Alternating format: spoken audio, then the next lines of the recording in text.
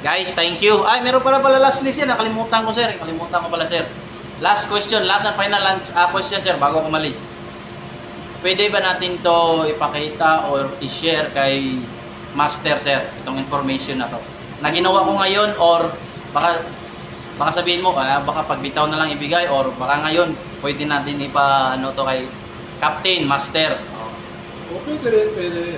Meron naman ano eh. Meron na authorization eh. Yay! Para makita mga kasama ko dyan. Mga kasama ko dyan. Shoutout. Shoutout sa inyo lahat. Shoutout sa inyo lahat. Yay!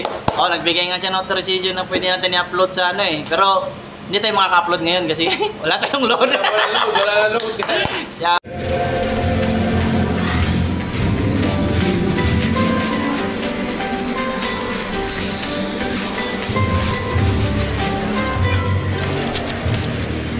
Ayan! Hello mga kulukoy! So dito tayo. Hingi tayo ng update kay Chief Engineer tungkol sa mga ginagawa natin, yung ano na yung progress. So bali sir, yung kanina alam ko na yung pinagawa mo sa amin, yun pala yung scavenging drain tank.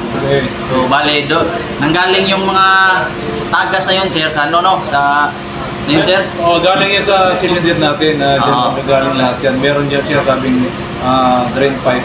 Drain pipe. At scavenging drain pipe. Pupunta sa scavenging drain yan. Okay. So, kailangan, para ma-prevent natin na magkaroon ng scavenging pipe doon sa loob, kailangan yung flow niya tuloy-tuloy, continuous papunta sa tangke. Hindi natin i-allow na mabarahan yung drain pipe na yan dahil napaka-risky niyan para doon sa makina. Nabanggit mo sir yung fire? May nabanggit ka na fire. Scavenging drain, scavenging fire. Yan ang cost niyan. Di ba oil lang yan sir? Bakit oil yan. Siyempre, ano yan, magkakaroon siya na... May mga spark ba dyan sir? May mga spark? Meron, kasi mainit yan eh. Mainit yung loob niyan. So, mayroon tayong temperature na maintain dyan. Okay. So yun pala. Oo. Kaya yan ang cost ng kakaroon ng scavenging. Minsan, pag napupuno yung barahan ng scavenging pipe mo, pag tumaas ang mga langis dyan, na napoproduce nyo sa may lubrication niya, mga residue, yan ang cost ng nagkakaroon ng scavenging pipe. Wow, ang galing! Alam na naman ako! So, mali ngayon sir sa... Kita mo, AB siya, pero AB. So, okay lang yan dahil at least in the future magiging kapitan dito. Nagbibiro lang ako. Oy, sana nga. Thank you sir. Thank you guys sa inyo ha. Hindi, ano rin yung kumbaga pinaka-reasonable na reason ko dito na bakit ako tumulong tsaka kusang loob talaga na bukal sa kalooban ko na tumulong is because hindi para sa kanila. It's because for my own safety na rin. Kasi alam ko, sarili ko na may sarili akong buhay at may nag-aabang din sa akin na pamilya ko tsaka anak ko. Shout out sa misis ko. Shout out sa misis ko. So, bali yung sahod pala papasok na. Pakaingatan mo naman kasi kita mo yung mukha natin dito. Jollibee naman. Jollibee. Yung mga gusto ng anak ko eh. Subscribe na. So, bali ano na to, mga pang-apat na araw to sino? Pang-apat na araw. So, bali pang-apat na namin na araw ngayon. Tapos, marami na kami nagawa kasi sabi nga na sa napag-usapan nga na binigay din ng mga words of wisdom ng mga kapitan, chief engineer namin nga kung ngayon, Lunes, bukas, Martes na naman. So, ibig sabihin,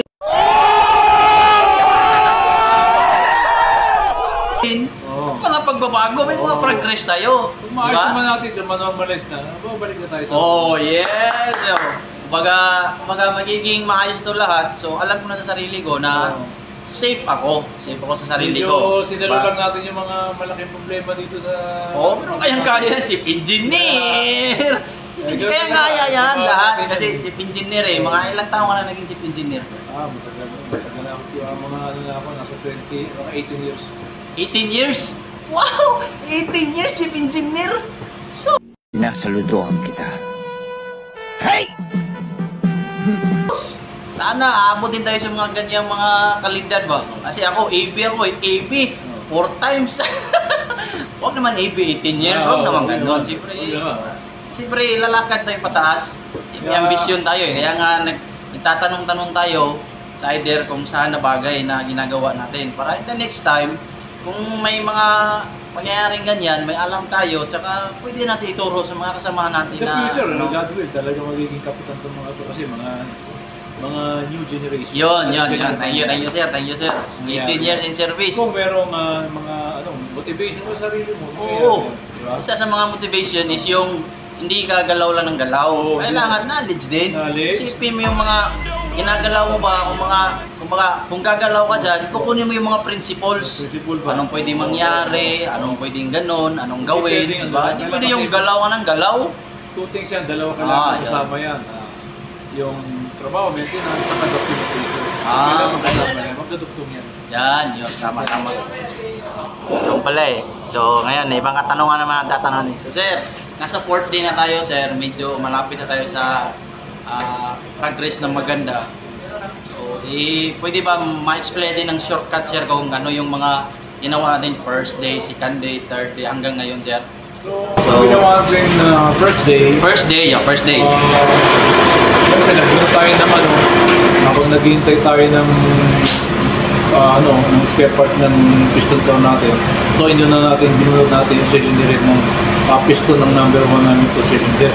So, di pa naman very yung mga piston crown group niya. Kaya lang, yung mga piston na pinalit nila dyan, mga luma na. So, kailangan natin palitan ng bago kasi manipis na rin yung kanyang thickness at saka yung maximum height niya, medyo not sa range. Okay. So, kailangan palitan yun. Okay, sir. I-cut ko muna sila, paanoin ko lang sila. So, bali pala guys, ang nangyayari kasi dito, ito yung karugtong ng video ko na nagbo-broadcast ako ng safety security message. Yung sinabi ko na security, it's because meron kaming engine trouble. Yun. So, naging dead shift kami, hindi na tumatakbo yung makina namin, hindi na umaandar. So, ngayon, nandito kami sa Pantala ng Algeciras, Spain. So, yung sinasabi ni Sir, yun yung mga nag-request na kami ng spare galing ng office. So, thanks God naman, binibigay naman nila. So, papasalamat din kami sa opisina namin, which is BCMI. Salamat na rin dahil sa job opportunities na binigay nyo sa amin, tsaka sa tulong na binigay nyo sa amin. So, ngayon, i-resume natin yung mga explanation si Sir. So, yun yung sinabi niya first day, request, ganun, dumating. Tapos mga spare parts, tapos ayun, mga second day naman, yun, yung mga sukat-sukat nila, di ba sir? Ano yung tawag doon sa malapit haba na sir? Ano yan, yung measurement, tools. Yung mga measurement tools. tools. ng liner mo. Kung lumaki na ba siya, na-wear na siya. So pag lumaki kasi yung liner, magkakaroon na ng blow by yan. So hindi maganda yan. Yung mga talagang bago nila gawin, so ginawa nila masisilan yung kahit mga kukunting measurement lang sinusukat talaga nila. So ginagamitan nila ng mga pangmalakasan tulad ng ito vernier caliper. Ilang beses na ako nagpaturo nito, di ko talaga makuha. Pero try pa rin natin, di ba? Tapos meron na-list natin ng Panginoon. Tapos meron din silang yung yung pillar gauge, alam mo na yan, pillar gauge, yung mga measurement na talagang kailangan yun. Tapos yung isang makapantiti na yun, anong tawag dito sir? Nabanggit ko kahapon ni ni third day. Yan, liner gauge yan. Yan ang Ito. Yan. Ito. Ginagamit na pag-measurement na. Ito yung ginamit nila, nag-measure sila ng liner. Yan, kahapon nakita ko. Kaya curious ako, kaya tinatanong ko ngayon. Kasi siyempre, may alam na tayo sa paligid natin ba? Okay na, kasi sabi na, pag kasama lagi sa magtanong, marami kang matututo. Oo. Saka, kumbaga, hindi lang pang dito. Pati sa, halimbawa, paggawa ka ng motor, may kalaman ka na. Ganun din yung mga principle yun di ba? Yung sa motor, may piston ring, may piston rod, ganun din Ang pinagkaiba nito is, pinalaki lang, malaki lang ito masyado. Pero at least, may mga knowledge tayo ba? Halimbawa na, may natutunan kahit sa ilang araw lang. Kahit sa ilang araw lang. Tapos, papasalamat din kami dito sa mga engine department kasi tiniruan nila kami, tinanggap nila kami ng hindi iba. Kaya kahit pag nagtatanong kami, sinasagot kami, kahit sino sa kanila dito, ratings man, or mga kadete man, lalo na yung mga kadete, alam naman natin yung mga kadete, hindi pa naman masyadong maalam yan, pero at least may mga matuturo din sila sa atin. Ano rin, may mga idea na rin sila. So yun nga sir, mga sikande, ganun. Yung sikande sir, yun yung nakabit na yung 1-2 yata sir, no? Kabit namin yung 1-2 sa isang araw. So, matagal lang kami sa 4-5 kasi hinintay pa natin yung spare part ng piston crown. Tapos yung... Ano, kasi hindi na pwede ibalik yun. Okay. Yung mga wear na yun. Kaya nga eh. Nasa